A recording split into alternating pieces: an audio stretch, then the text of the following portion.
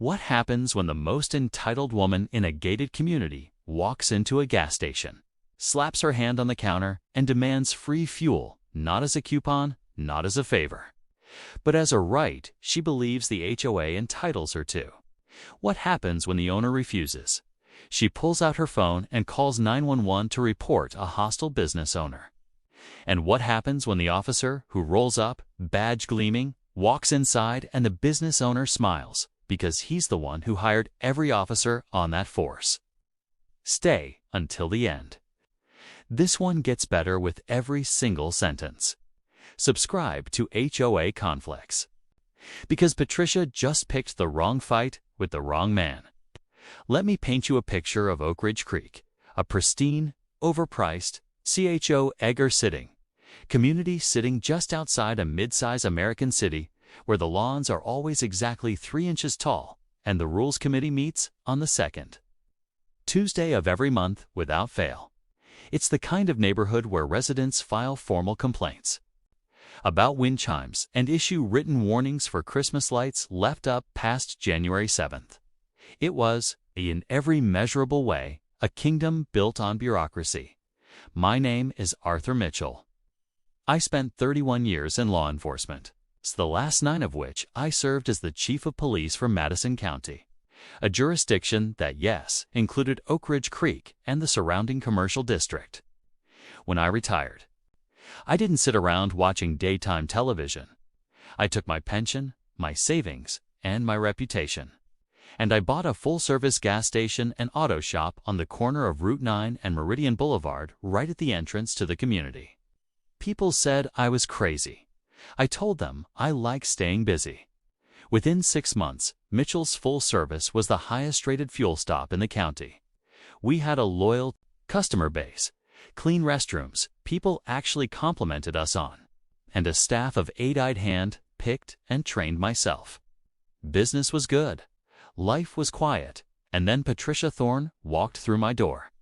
Patricia, Patty to her inner circle, though she'd correct you publicly if you used it, was the president of the Oak Ridge Creek Homeowners Association, a position she had held for 6 consecutive years through a combination of aggressive campaigning, strategic intimidation of opposing candidates, and a deep, almost spiritual belief that she was the only person qualified to run anything in a 5-mile radius. She was the kind of woman who CC'd the county supervisor on noise complaints and who had a color-coded binder for every HOA by law ever written. People feared her. Some people respected her. Almost no one liked her. It was a Tuesday in late October when it happened. I was behind the counter covering for my cashier who'd stepped out for a break, reviewing a parts invoice when the bell above the door chimed and Patricia Thorne walked in wearing a cream-colored blazer and the expression of someone who had never once been told no. She didn't browse. She didn't greet me. She walked directly to the register and placed both palms flat on the counter the way people do when they want you to understand they mean business. "I need to discuss something with you about your pricing policy," she said, without so much as a hello. I set down the invoice. "Good afternoon, Patricia. What can I do for you?" She explained, and I want to be precise here, because the specifics matter, that the Oak Ridge Creek HOA had recently passed an internal resolution recognizing local businesses that served the community interest. As part of this resolution, she informed me, the HOA was extending what she called a community partner recognition status to Mitchell's Full Service.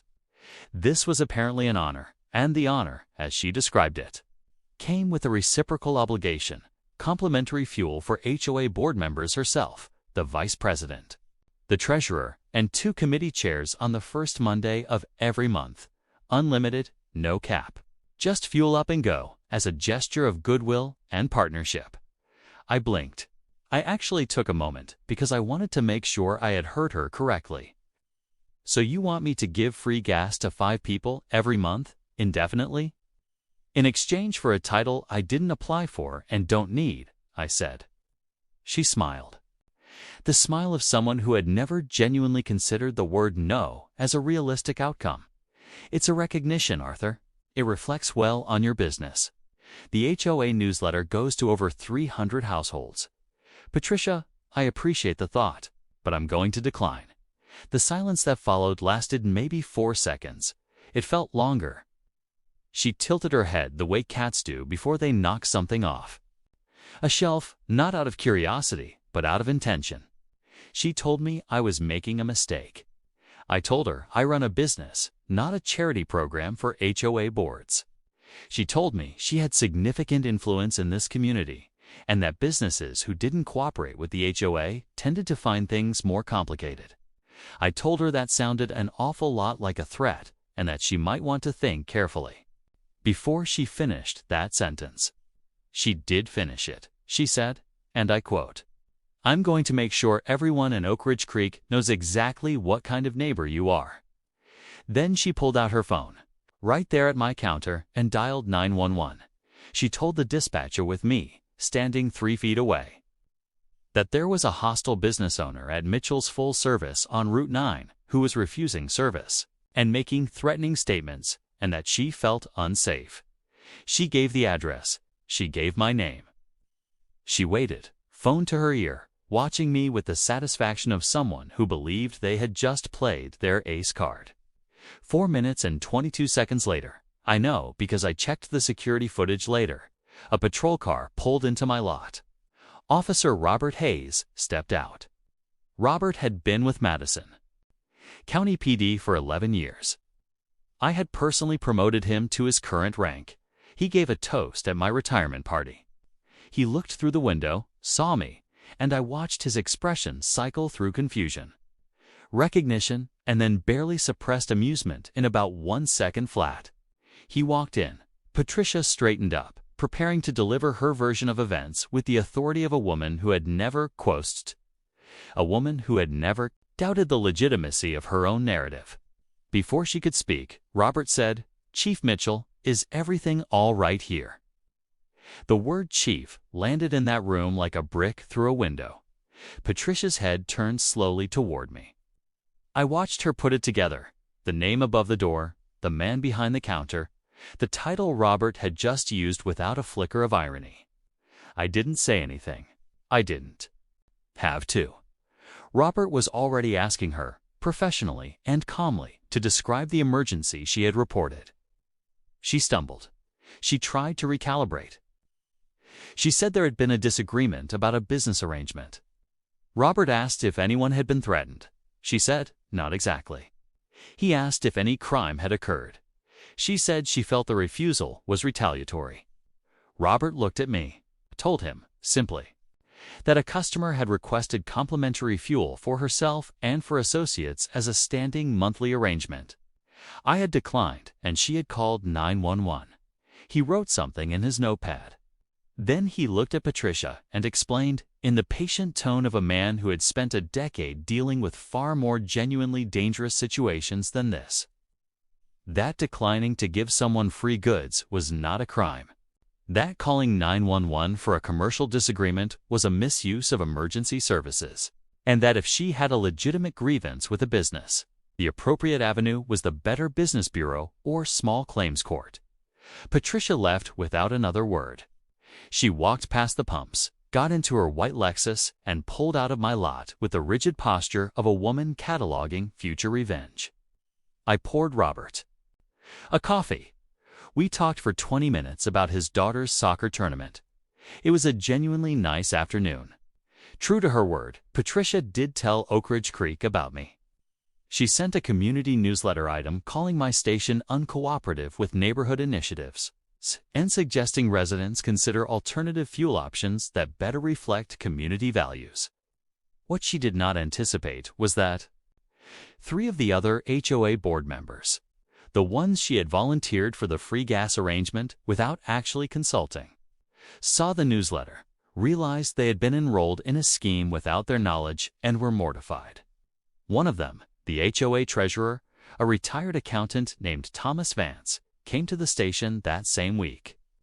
He shook my hand, apologized on behalf of the board as an institution, bought a full tank and a car wash, and told me the internal meeting about the incident had been one of the more heated ones in recent memory. 2 other board members followed suit over the following days, not because anyone told them to, but because small communities have long memories and people talk. Within a month, the HOA newsletter, now partially edited by a newly formed transparency subcommittee, ran a short piece about responsible community partnerships that amounted to a quiet institutional rebuke of the entire initiative Patricia had launched.